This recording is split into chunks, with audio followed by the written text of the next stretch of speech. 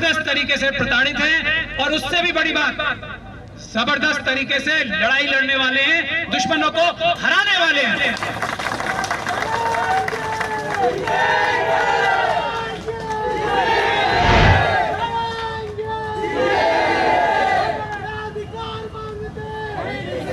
प्रताड़ित लोगों की मदद कर देना, तो फिर हमें लड़ने की जरूरत नहीं पड़ेगी। तो आप लोगों की तरफ बहुत ही उम्मीद से, आशा भरी नजरों से देख रहे हैं। आप करोड़ों की संख्या में हो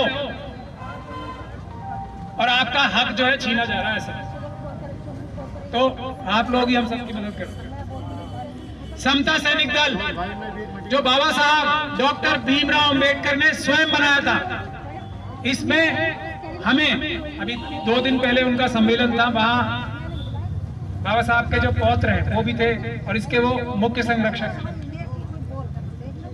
तो ये आरएसएस से पहले समता सैनिक दल बना था 24 में, 25 में आरएसएस बना था। बाबा साहब का आइडिया लेके ही ये आरएसएस बना था।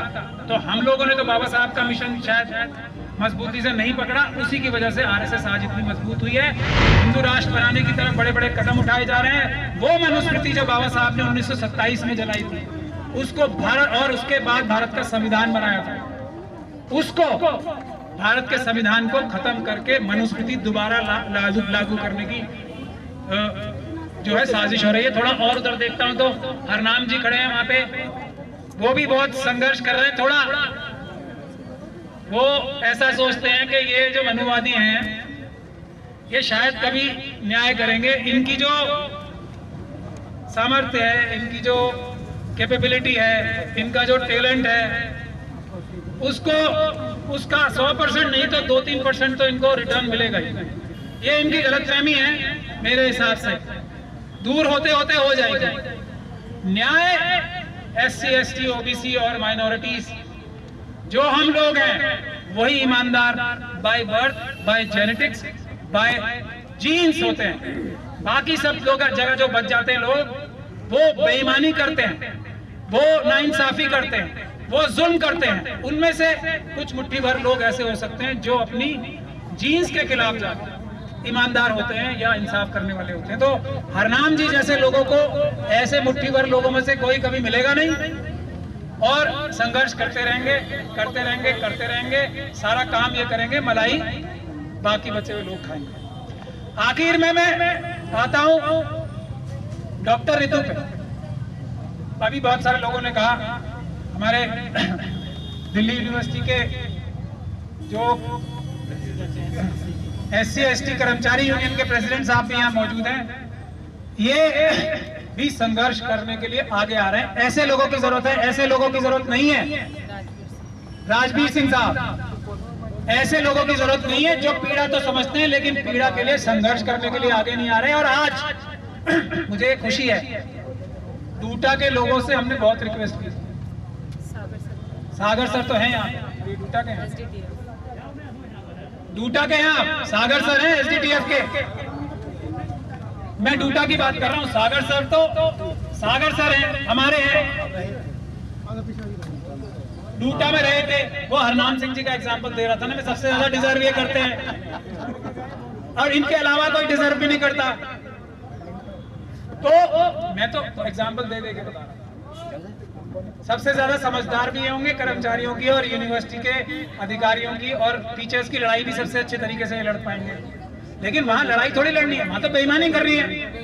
तो डूटा से हमने करबद्ध निवेदन किया था, मैंने स्वयं अपनी तरफ से भी मैसेज भिजवाया था उनके, और हमारे बीच में जो कुछ ब्रिज वाले लोग हैं, शुरू में जब डॉक्टर रितु सिंह एक कमजोर शख्सियत लग रही थी उन्हें, डूटा साहब को, डूटा वालों को, तो बड़ी आगे आके मदद कर रहे थे कि हम इस कमजोर महिला की मदद करेंगे, लेकिन उसको अधिकार दिलाएंगे। जब अधिकार दिलाने की बात आ जाएगी तो उसमें आज यहाँ मौजूद नहीं है, मुझे बड़ा दुख है। मैं चाहता हूं कि वो मेरी बात सुने और लीड लें, ये साबित करने के लिए कि डूटा के अंदर भी कुछ ईमानदार लोग बाकी हैं। डॉक्टर रितु से अच्छा केस, डॉक्टर रितु से मजबूत केस इस वक्त दिल्ली यूनिवर्सिटी में किसी का नहीं है। और ऐसा मैं क्यों कह रहा हूं? इसलिए कह रहा हूं कि डॉक्टर रितु अपनी लड़ाई नहीं लड़ रही, इनके पास ऑप्शन है ऑक्सफोर्ड यूनिवर्सिटी में जाके प्रोफेसर होने का। ये दौलत राम की प्रिंसिपल और यहाँ पे जो वाइस चांसलर और रजिस्ट्रार साहब बैठे हैं ना, इस बात को सुन लें। मैं इस बात की गारंटी दे रहा हूँ, ये ऑक्सफोर्ड यूनिवर्सिटी में नौकरी इन्हें मिल सकती है। अब दौलत राम कॉलेज जो है, मेरे ख्याल से ऑक्सफोर्ड यूनिवर्सिटी से तो कम ही होगा ना, और वहां की प्रिंसिपल तो बिल्कुल ही नालायक है। मैं कह रहा हूं नालायक नालायक नालायक नालायक,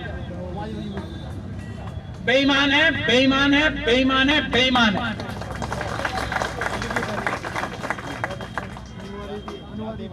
मनुवाद नहीं, मनुवादी तो अलग बात है।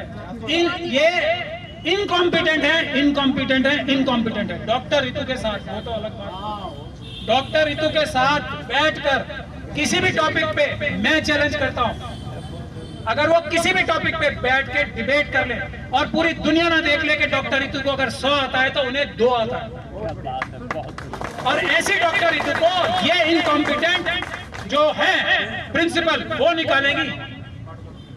निकालने की हैसियत क्या है पहले, और निकालने के लिए जो एकलव्य का कॉन्सेप्ट है ना, मैं अभी उनके मन में वो मनुवाद बैठा है महिला होने के बावजूद, वो तो अलग बात है। जो एकलव्य का एग्जाम्पल है ना, सबसे बेस्ट था वो। एक तरफ सब, एक तरफ वो अकेला, तब भी इंफीरियोरिटी कॉम्प्लेक्स हो रहा था। यही कॉन्सेप्ट है ना एकलव्य का। तो इसको छल कपट से, मेरी समझ से तो यही है, छल कपट से भावनाओं में लेकर उसका अंगूठा लिया। क्यों? क्योंकि अगर एकलव्य का कॉन्सेप्ट, एकलव्य खड़ा रहेगा तो उसके सामने सब जो है बौने नजर आएंगे। यही आज डॉक्टर रितु के साथ हो रहा है। तो अब हटाएं कैसे? ये तो सबसे अच्छी है, हर तरीके से सबसे अच्छी है, तो अब हटाएं कैसे? तो हम डॉक्यूमेंट फोर्ज करेंगे, छल और कपट। 35 बच्चे की कंप्लेंट फाइल किए। जब सवाल ये पूछे गए कि और उसको हाई कोर्ट में फाइल किया, हौसला देखो बेईमानियों का और बेईमानी करने का, ये हौसला देखो कि हमारे खिलाफ कोई एक्शन नहीं होगा, चोरी करें, डकैती डालें, कुछ भी करें, हमारे खिलाफ एक्शन नहीं होगा, क्योंकि हमारे लोग सिस्टम में हर जगह बैठे हैं। ये हौसला यहां से आता है। यही हो रहा है ना, 2700 नौकरियां चुराई हैं, डकैती डाली है, 2700 नौकरियां जो कम से कम है। और सागर साहब से मैं कह रहा था, तो सागर साहब से बात करके मुझे ऐसा लग रहा है करीब 1 लाख नौकरियां चुरा रखी हैं। अगर 60 के दशक से देखा जाए तो 1 लाख नौकरियां चुरा रखी हैं, और उसके बाद ईमानदार और शरीफ बनेंगे कि हम वाइस चांसलर हैं, हम रजिस्ट्रार हैं दिल्ली यूनिवर्सिटी के। बेईमान और चोर हैं वो एक अलग बात है, वो पीछे है, मगर हमारा मुखौटा जो है वो वाइस चांसलर रजिस्ट्रार का है, हमारा मुखौटा प्रिंसिपल का है। तो हमारी इज्जत करो। काम हमारे ऐसे होंगे कि हम चोरी करेंगे, डकैती डालेंगे, डॉक्यूमेंट फोर्ज करेंगे। हमारी इज्जत करो, नहीं तो आप जो है पद के खिलाफ बात कर रहे हो, यूनिवर्सिटी के खिलाफ बात कर रहे हो। अरे आप उन पदों के नाम पर धब्बा हो, आप ऐसे लोग हो जो इस बात का एग्जाम्पल होने चाहिए, इस बात का एग्जाम्पल होने चाहिए कि ऐसे लोगों को इन पदों पर नहीं बैठना चाहिए। अगर कोई ऐसा पैमाना बनाया जाए तो ये पैमाना वो होना चाहिए कि दौलत राम की प्रिंसिपल जैसी व्यक्ति को तो किसी स्कूल का प्रिंसिपल क्या, स्कूल का टीचर क्या, चपरासी भी नहीं होना चाहिए। ये उस एग्जाम्पल है। ऐसे व्यक्ति को तुम बनाते हो प्रिंसिपल इसी काम के लिए ना, कि डॉक्टर रितु और उस जैसे सभी लोगों को। पहले तो क्या एनएफएस, एनएफएस क्या होता है? एनएफएस, मेरा ये मानना है, मैंने सुप्रीम कोर्ट में भी एम्स के वाले केस में बहस की थी और काफी जबरदस्त बहस हुई थी। तो मैंने साइंटिफिक डेटा रखने की जब बात की तो सामने वाले लोग जो रिजर्वेशन के खिलाफ थे वो पीछे भाग खड़े थे। मैंने कहा मैं साइंस से प्रूव करूंगा कि एनएफएस अगर कोई होता है तो वो एससी, एसटी, ओबीसी और माइनॉरिटीज को छोड़कर जो लोग होते हैं वो नॉट फाउंड सूटेबल होते हैं, by birth not found suitable होते हैं। बाकी लोग, उनमें से भी कुछ लोग हो सकते हैं पढ़े लिखे हों, समझदार हों, ईमानदार हों, पर वो मुट्ठी भर लोग।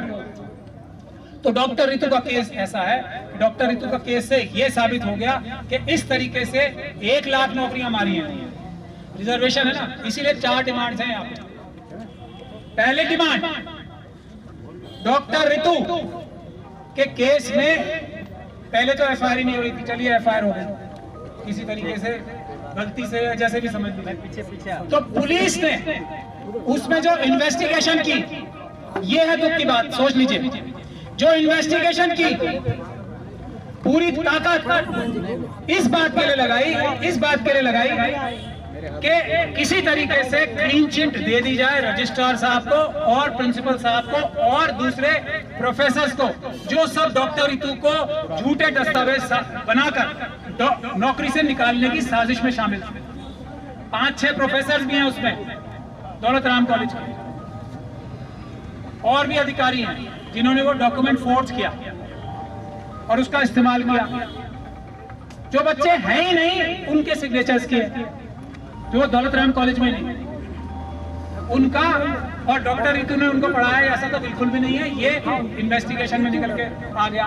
तो डीसीपी साहब मेरी बात ध्यान से सुन लें, यहाँ के जो है हमारे अपने आदमी, बड़ा दुख होता है, वो भी सिख समुदाय से आते हैं और आज भगत सिंह जी का जन्मदिन है, तो भगत सिंह जी से थोड़ी इंस्पिरेशन ले, प्रेरणा ले।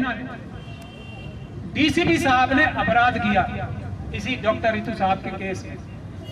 इन्वेस्टिगेशन, इनके बार बार रिक्वेस्ट करने के बाद भी इन्वेस्टिगेशन ठीक नहीं कराई, इनके बार बार ये बताने के बाद कि पहले शर्मा जी और अब हमारे अपने केशव जी जो है प्रिंसिपल की और दूसरे अपराधियों की, रजिस्ट्रार की और दूसरे यूनिवर्सिटी के जो दूसरे अपराधी हैं उनकी मदद कर रहे हैं और इनके केस का नुकसान कर रहे हैं। उसके बावजूद भी डीसीपी साहब ने कोई कार्रवाई नहीं की। हमारे पास सबके डॉक्यूमेंट्री सबूत है, तो उन पे धारा 4 लगेगी।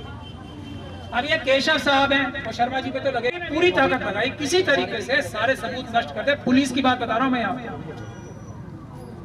फिर भी सबूत इतने ज्यादा थे कि चार्जशीट मजबूरी में फिर भी फाइल करनी पड़ी। इतने सबूत थे, आप लोग अंदाजा लगाओ। सारी पुलिस की ताकत एक काम पे लगी हुई थी कि किस तरीके से प्रिंसिपल को बचाया जाए, रजिस्ट्रार को बचाया जाए, वाइस चांसलर को बचाया जाए और दूसरे यूनिवर्सिटी के जो दौलत राम कॉलेज के जो प्रोफेसर्स हैं और जो दूसरे लोग इस साजिश में शामिल हैं डॉक्टर, उनको बचाया कैसे जाए। इन्वेस्टिगेशन सिर्फ और सिर्फ इसी काम के लिए हुई थी, लेकिन फिर भी इतना मटेरियल आ गया कि चार्जशीट मजबूरी में फाइल करनी पड़ी। तो हाई कोर्ट में जाके ये हमारे आईओ साहब क्या कहते हैं कि मैं इसे अरेस्ट नहीं कर। कोच पूछ रहा है, भाई आप अरेस्ट करना चाहते हो क्या? ये तो एक कागज है, ये प्रिंसिपल को हम लोगों ने कहा कि इसकी हिस्ट्री है इस तरह के डॉक्यूमेंट फोर्ज करके SC ST OBC और माइनॉरिटीज का नुकसान करने की। तो कोर्ट क्या पूछेगा, भाई आपको कोई पुलिस रिमांड चाहिए अरेस्ट करने की, ताकि आप और जो अपराध हैं उनके बारे में पूछ सको, कोई चाहिए? तो वो कह रहे हैं हमें अरेस्ट नहीं करना, ये हमारी VIP है। इस तरह की इन्वेस्टिगेशन होने के बावजूद भी चार्जशीट फाइल हुई है। तो अब हम कोर्ट के माध्यम से ना सिर्फ उन अपराधियों को, और आज जो ये बॉल है ना VC साहब के पाले में, इसीलिए यहाँ एक छोटी सी गैदरिंग हुई। आप ये गैदरिंग समझ लें 1% है। अब हम ये चेक करना चाहते हैं कि ये सारे अपराध जितने भी हुए हैं, दौलत राम प्रिंसिपल ने जो किए हैं, उनके साथ मिले हुए प्रोफेसर्स ने जो किए हैं, उनके साथ मिले हुए उनके दूसरे प्रशासनिक अधिकारियों ने जो किए हैं, यूनिवर्सिटी के साथ जो रजिस्ट्रार लेवल तक की तो कंफर्म हमारे पास सबूत है, पुलिस को दे रखे हैं। रजिस्ट्रार साहब ने जो क्राइम्स किए हैं, उसके अलावा क्या वाइस चांसलर साहब भी इसमें डायरेक्टली इन्वॉल्व है या नहीं है?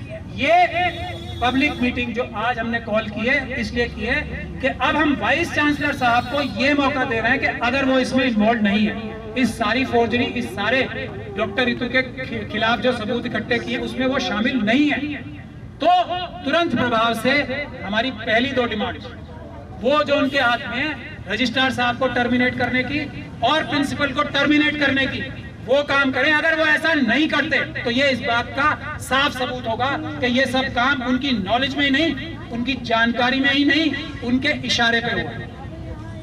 वरना अब ठीक कर दें। ये पहली 2 डिमांड।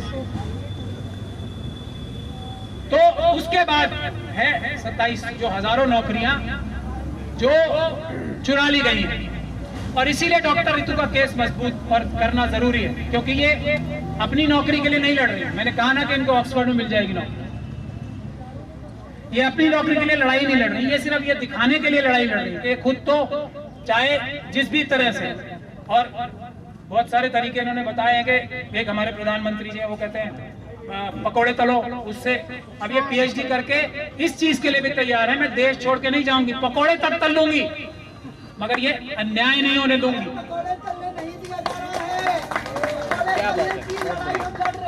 बिल्कुल बिल्कुल जा रहा है, लेकिन वहाँ पर भी हमारे साथ सिर्फ और सिर्फ अन्याय हो रहा है।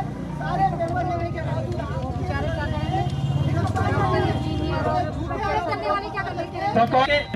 जो रिजर्वेशन का प्रोसीजर इन्होंने धोखाधड़ी करके चेंज किया, डॉक्यूमेंट्स फोर्जरी की है, वो भी सब फोर्जरी है।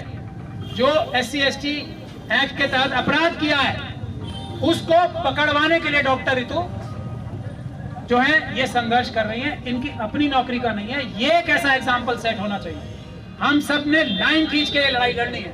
ये इसमें डॉक्टर रितु एक ऐसी भगत सिंह जी की और बाबा साहब डॉक्टर अंबेडकर की फॉलोअर है जो पीछे हटने को तैयार नहीं है, ना डर के ना लालच से। तो एक एग्जाम्पल हमें ऐसा मिल गया है कि इस एग्जाम्पल के तहत हम अपने सभी लोगों को न्याय दिलवाएं और सभी लोगों को जो बेईमान है उन्हें बेनकाब करें। मैं डूटा का नाम यहाँ नहीं ले रहा हूँ, उनको भी मौका दे रहे हैं कि आए और ज्वाइन करें। जो मुंह दिखाने के लिए छदम सहानुभूति रखते हैं ना, उनको हम अच्छे से पहचानते हैं। तो ये बात है, इसीलिए डॉक्टर रितु के केस में हम सभी लोगों को मजबूती के साथ लड़ना है। और ना सिर्फ डॉक्टर रितु का केस हम जीतेंगे तो वो हजारों नौकरियां मिलेंगी, क्योंकि हर एक केस में हर एक जो नौकरी डॉक्टर रितु की तरह चुराई है वो SC/ST एक्ट के तहत अपराध है। हर एक जो नौकरी चुराई है वो डॉक्यूमेंट्स फोर्ज करके चुराई है, गलत बयानी करके चुराई है, NFS लिख के कराई है। ये सब अपराध हैं जो यूनिवर्सिटी के अधिकारियों ने किए हैं। इसलिए ये लड़ाई बहुत महत्वपूर्ण है हम सब के लिए। डॉक्टर रितु की लड़ाई नहीं है, पायल तड़वी, रोहित वेमुला, प्रोफेसर चंद्रशेखर को जैसी दशा रोकने की लड़ाई है कि हमारी एक और कमी है कि जब हमारा कोई दुनिया से चला जाता है ना, जब हम उसकी पूरी ताकत से जय जयकार करते हैं, मदद करने जाते हैं, जिंदा मोमबत्तियां लगाते हैं, कैंडल मार्च करते हैं, उसमें हम लोगों का अपना फायदा होता है। मैं बहुत ही बेबाकी के साथ कह रहा हूँ, अपना फायदा ज्यादा होता है। मरने वाला तो मर गया, उसका परिवार जो है खराब होना था हो गया। जब वो जिंदा था हमने उसकी मदद नहीं की तो हमें शर्मिंदा होना चाहिए। आज डॉक्टर रितु जिंदा है, आज ये इंदु सिंह जी जिंदा है, आज ये हमारे सारे NFS के लोग जो नेशनल हॉकर्स फेडरेशन के लोग, ये सब जिंदा हैं। इनके लिए हमें सब लोगों को मिलके इकट्ठे होके लड़ना है। हमारी डिमांड क्या है? चोरी मत करो, यही डिमांड है हमारी, और कोई डिमांड नहीं है। बेईमानी मत करो, धोखाधड़ी मत करो, पदों पे रहकर धोखाधड़ी, बेईमानी और चोरी करना बंद करो। जो जिस पद पे बैठा है वो संविधान के हिसाब से और ईमानदारी से काम करे, यही हमारी डिमांड है। दूसरी बात यह है कि एक बात, जो चोर हैं उनको हम छोड़ेंगे नहीं, ये हमारा अज़्म है। इसी के साथ बहुत बहुत धन्यवाद मैं करता हूँ, अपनी वाणी को विराम भी देता हूँ। अगर आपने अभी तक हमारा चैनल सब्सक्राइब नहीं किया है तो सब्सक्राइब करें और घंटी का बटन बिल्कुल भी दबाना ना भूलें, ताकि सभी लेटेस्ट खबरें पहुंच सकें आप पे सबसे पहले।